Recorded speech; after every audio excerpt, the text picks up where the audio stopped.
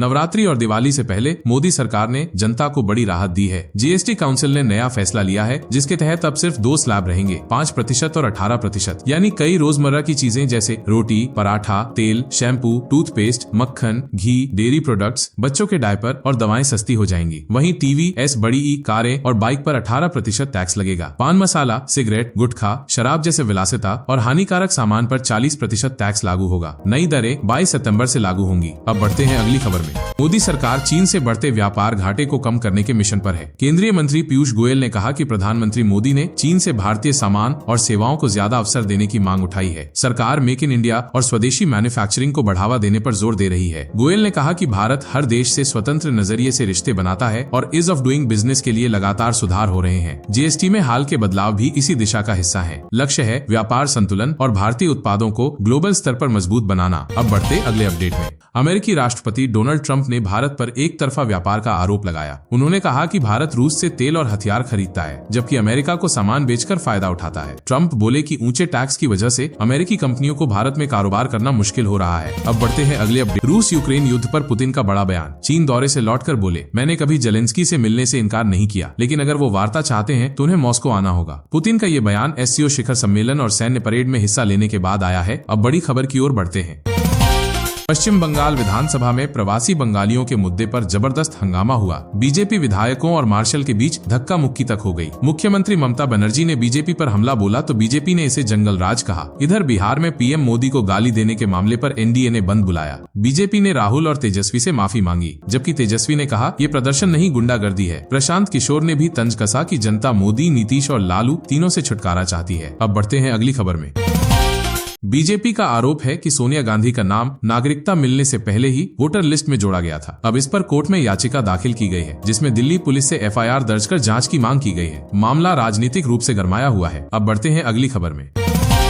अमेरिकी राष्ट्रपति ट्रंप के प्रशासन ने सुप्रीम कोर्ट में अपील की है कि भारत समेत कई देशों पर लगाया गया 50% आयात शुल्क जारी रहे। निचली अदालत ने इसे अवैध बताया था, लेकिन टीम ट्रंप ने दलील दी कि ये टैरिफ यूक्रेन में शांति और राष्ट्रीय सुरक्षा के लिए जरूरी है। अब बढ़ते हैं अगले अपडेट की ओर। बिहार विधानसभा चुनाव को लेकर एक बड़ा अपडेट सामने आया है। चुनाव आयोग अक्टूबर के पहले या दूसरे हफ्ते में तारीखों का ऐलान करेगा। मतदान 5 से 15 नवंबर के बीच 2 या 3 चरणों में हो सकता है और नतीजे 20 नवंबर से पहले घोषित हो जाएंगे। 22 नवंबर तक नई विधानसभा का गठन होना जरूरी है। इस बार 90,000 से ज्यादा मतदान केंद्र बनाए जाएंगे क्योंकि हर बूथ पर अधिकतम 1200 मतदाता रखने का नया नियम लागू होगा। आयोग की टीम जल्द ही बिहार का दौरा कर तैयारियों का जायजा लेगी। अब बढ़ते हैं अगली खबर की ओर। टीम इंडिया के क्रिकेटर शिखर धवन से ईडी ने ऑनलाइन बेटिंग ऐप मामले में पूछताछ की। धवन सुबह 11 बजे ईडी दफ्तर पहुंचे और जांच में शामिल हुए। ये केस मनी लॉन्ड्रिंग और अवैध लेन देन से जुड़ा हुआ बताया जा रहा है। अब बढ़ते हैं अगले अपडेट में। दिल्ली में यमुना नदी का जलस्तर 207.48 मीटर तक पहुंच गया है, जिससे 10,000 से ज्यादा लोग बेघर हो गए हैं। पिछले 10 सालों में 5 बार गंभीर बाढ़ आई है। हालात बिगड़ने का कारण फ्लड प्लेन पर बनी कॉलोनियां और गाद का जमा होना है। सरकारों पर इसकी जिम्मेदारी है और इस समस्या का समाधान सिर्फ अतिक्रमण हटाने और बेहतर प्लानिंग से ही हो पाएगा। अब बढ़ते हैं अगली बड़ी खबर की ओर। बिहार को आज मिली एक बड़ी सौगात। प्रधानमंत्री नरेंद्र मोदी शुक्रवार को गया पहुंचे, जहां उन्होंने 13,000 करोड़ रुपए से ज्यादा की विकास परियोजनाओं की नींव रखी। इन परियोजनाओं में बिजली, सड़क, स्वास्थ्य और जल आपूर्ति जैसे कई अहम सेक्टर शामिल हैं, जिनसे बिहार के विकास को एक नई रफ्तार मिलेगी। इस मौके पर पीएम मोदी ने एक जनसभा को भी संबोधित किया। उन्होंने एक तरफ बिहार सरकार की तारीफों के पुल बांधे तो वहीं दूसरी तरफ विपक्ष पर भी जमकर निशाना साधा। चलिए अब नजर डालते हैं देश की एक और अहम खबर पर। बड़ी खबर, अंतरिक्ष में भारत की उड़ान। इसरो ने दिल्ली के भारत मंडपम में भारतीय अंतरिक्ष स्टेशन बस का शानदार मॉडल दिखाया है। राष्ट्रीय अंतरिक्ष दिवस से ठीक एक दिन पहले ये बड़ा कदम उठाया गया है। ये मॉडल दिखाता है कि भारत अंतरिक्ष में अपना खुद का घर बनाने की तैयारी में है। इसरो का प्लान है कि 2028 तक बस का पहला हिस्सा अंतरिक्ष में भेज दिया जाएगा। इसरो के इस बड़े मिशन से भारत उन गिने चुने देशों में शामिल हो जाएगा जिनके पास अपना अंतरिक्ष स्टेशन है। ये भारत को अंतरिक्ष विज्ञान की दुनिया में एक बड़ी ताकत बना देगा। और अब चलते हैं अगली खबर की ओर। गाजियाबाद से बड़ी खबर, कार खड़ी करने को लेकर हुए विवाद में एक टीचर की हत्या कर दी गई। जानकारी के मुताबिक हमलावरों ने फोन कर टीचर को बुलाया और अपार्टमेंट में पड़ोसी ने सिर पर ईंट मार दी। इस हमले में टीचर की मौके पर ही मौत हो गई, जबकि पत्नी बेसुध हो गई। पुलिस ने मामला दर्ज कर जांच शुरू कर दी है। और अब चलते हैं अगली खबर की ओर। यूट्यूबर पुनीत सुपरस्टार मुश्किल में। फेमस यूट्यूबर पुनीत सुपरस्टार के लिए नई मुसीबत खड़ी हो गई है। बसपा सुप्रीमो मायावती को मम्मी और सपा प्रमुख अखिलेश यादव को पापा कहकर आईफोन मांगने के बाद उनके खिलाफ FIR दर्ज हो गई है। पुनीत ने अपने एक वीडियो में मायावती और अखिलेश यादव को लेकर विवादित टिप्पणी की थी, जिसके बाद राजनीतिक हलकों में काफी नाराजगी देखने को मिली। ये पहला मामला नहीं है जब पुनीत विवादों में फंसे हैं। पहले भी वे अपने अजीबोगरीब वीडियोस के लिए जाने जाते रहे हैं। अब देखना होगा कि इस मामले में आगे क्या होता है। और अब चलते हैं अगली खबर की ओर।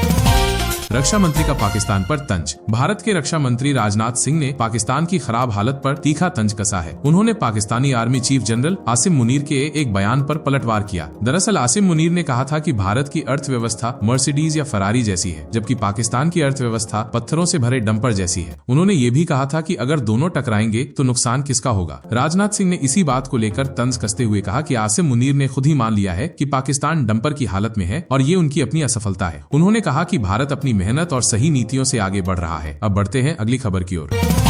पत्नी ने छोड़ा साथ, पति ने लगाई गुहार। पटना से एक चौंकाने वाला मामला सामने आया है। एक पति ने अपनी पत्नी के खिलाफ महिला आयोग में शिकायत दर्ज कराई है। पति का कहना है कि उसने अपनी पत्नी को पढ़ाया लिखाया और उसे सरकारी टीचर बनाया, लेकिन नौकरी लगने के बाद पत्नी बदल गई। शिकायत के मुताबिक पत्नी ने पति को मंगलसूत्र हाथ में देकर कहा कि अब तुम दूसरी शादी कर लो, क्योंकि वो अब उसके साथ नहीं रहना चाहती। पति का कहना है कि पत्नी उसकी कोई बात नहीं मानती। इस मामले ने एक बार फिर बेवफा पत्नी जैसे मामलों की चर्चा छेड़ दी है। अब महिला आयोग इस मामले की जाँच कर रहा है। अब चलते हैं अगली खबर की ओर।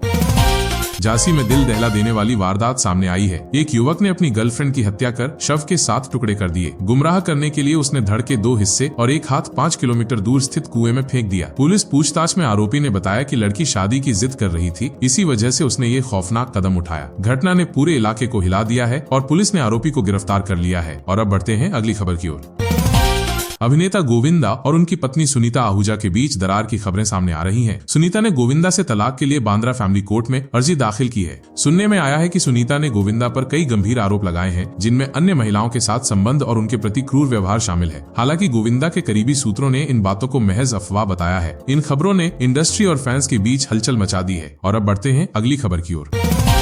चुनाव में बड़ा फर्जीवाड़ा। लोकसभा चुनाव के दौरान एक बड़ा घोटाला सामने आया है। एक वोटर लिस्ट में 300 ऐसे नाम पाए गए हैं जो कागजों में मृत हैं, लेकिन असली में वे जीवित हैं। भास्कर की एक टीम ने जब 200 घरों की पड़ताल की तो पता चला कि लिस्ट में मृत घोषित किए गए 18 लोग अभी भी जिंदा हैं। ये चौंकाने वाला खुलासा देश की चुनाव प्रक्रिया पर गंभीर सवाल उठाता है। क्या ये सिर्फ एक मानवीय भूल है या इसके पीछे कोई गहरी साजिश है? चुनाव आयोग पर लगे इस दाग का जवाब कौन देगा? और अब बढ़ते हैं अगली खबर की ओर। राजा रघुवंशी हत्याकांड में बड़ा खुलासा। राजा रघुवंशी हत्याकांड की गुत्थी सुलझती दिख रही है। मेघालय पुलिस ने इस हाई प्रोफाइल मर्डर केस में राजा रघुवंशी के दोस्तों से पूछताछ शुरू कर दी है। सूत्रों के मुताबिक फरारी के दौरान आरोपी राज रघुवंशी लगातार अपने दोस्तों के संपर्क में था। पुलिस अब इन दोस्तों को कोर्ट में गवाह के तौर पर पेश करने की तैयारी कर रही है। क्या ये दोस्त राज की मदद कर रहे थे? क्या ये जानते थे कि वो कहां छुपा है? जांच अभी भी जारी है और इस मामले में और भी बड़े खुलासे होने की उम्मीद है। पुलिस की अगली रणनीति क्या है, आगे की खबर में हम आपको बताएंगे।